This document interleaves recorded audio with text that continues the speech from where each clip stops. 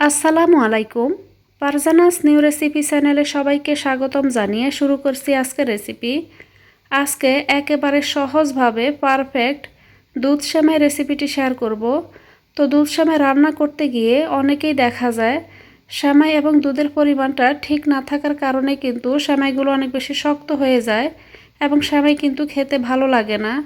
তো আমি আজকের এই দুধ সেমাইটি একেবারে ভিন্ন পদ্ধতিতে তৈরি করেছি। এই পদ্ধতিতে যদি আপনারা দুধ সেমাই রেসিপিটি তৈরি করেন তাহলে কিন্তু এটি খেতে অনেক বেশি ভালো হয়। তো এখানে রেসিপিটি করার জন্য এখানে একটি ফ্রাই প্যান বসিয়ে দিলাম চুলায়। এবার এখানে আমি দিয়ে দিলাম 2 টেবিল চামচ পরিমাণ ঘি। ঘিটা যখন গলে যাবে তখন এখানে আমি দিয়ে দিব লাচ্ছা সেমাই। এখানে আমি 2 প্যাকেট লাচ্ছা সেমাই নিয়েছি। তো আজকে আমি একটু বেশি পরিমাণে লাচ্ছা সেমাইগুলো রান্না করব। তো এখানে 2 প্যাকেট লাচ্ছা সেমাই দিয়ে চুলার আঁচটা একেবারে লো হিটে রেখে সেমাইগুলোকে আমি ভেজে নিচ্ছি। খুব বেশি আঁচে কিন্তু সেমাইগুলো ভাজতে যাবেন না, এতে করে এগুলো কিন্তু পুড়ে যেতে পারে। তো এখানে লো হিটে আমি 3 থেকে 4 মিনিটের মতো সেমাইগুলোকে ভেজে নিয়েছি। এবারে সেমাইগুলোকে একটা সাইডে রেখে দিব। এবার চুলায় আমি এখানে আরেকটা পাতিল বসিয়ে এবার এখানে আমি দিয়ে দিব 1/4 কাপ পরিমাণ শুকনো নারকেল। তো এখানে আমি এই রেসিপিটি করার জন্য শুকনো নারকেল নিয়েছি। শুকনো নারকেলটা এখানে তেল বা ঘি কোনো কিছু ছাড়াই কিছুক্ষণ ভেজে নিব।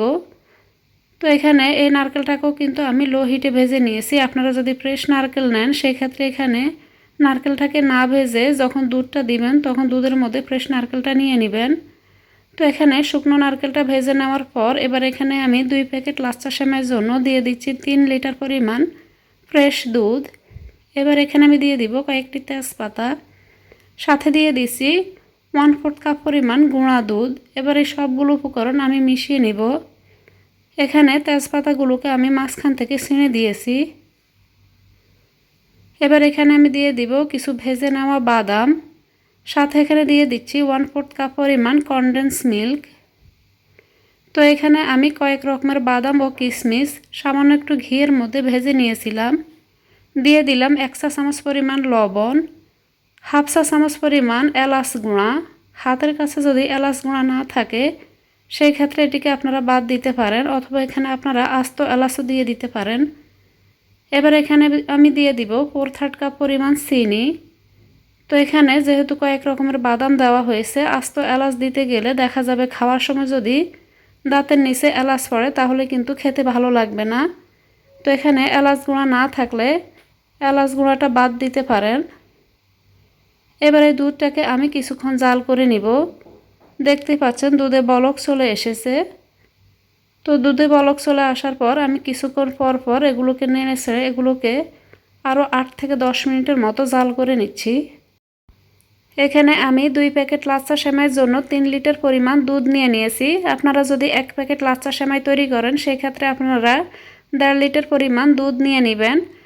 আর অবশ্যই চেষ্টা করবেন লাচ্ছা সেমাইগুলোকে আগে থেকে সামান্য একটু ঘিতে ভেজে নেওয়ার জন্য, এতে করে সেমাইটি যখন রান্না করবেন সেমাইয়ের স্বাদ কিন্তু সেমাইগুলো ভেজে নেওয়ার কারণে কিন্তু অনেক গুণ বেড়ে যায়। তো এখানে ভেজে নেওয়া লাচ্ছা সেমাইটাকে আমি এরকম একটি ট্রেতে নিয়ে নিলাম।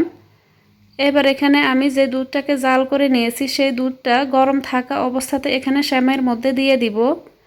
তো এখানে আমি প্রথমে চামচ দিয়ে এভাবে চারদিক থেকে ছড়িয়ে কিছুটা দুধ দিয়ে দিচ্ছি। এবার আমি এখানে যে তেজপাতাগুলো দিয়েছি সেগুলোকে তুলে নিব। তো তেজপাতাগুলোকে তুলে আমি এখানে ফেলে দিয়েছি।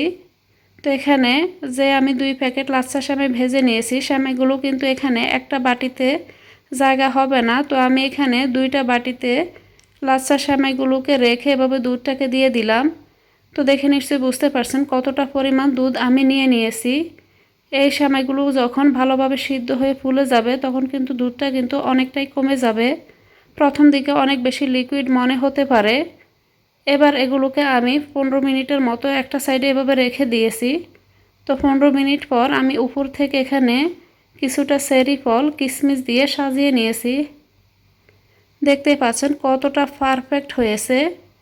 তো আশা করছি আমার আজকের এই সহজ রেসিপিটি আপনাদের অনেক ভালো লেগেছে। তো এভাবে দুধ সেমাই রেসিপিটি বাসায় একবার হলো ট্রাই করে দেখবেন। এতক্ষণ এই রেসিপিটির সাথে থাকার জন্য সবাইকে অনেক ধন্যবাদ।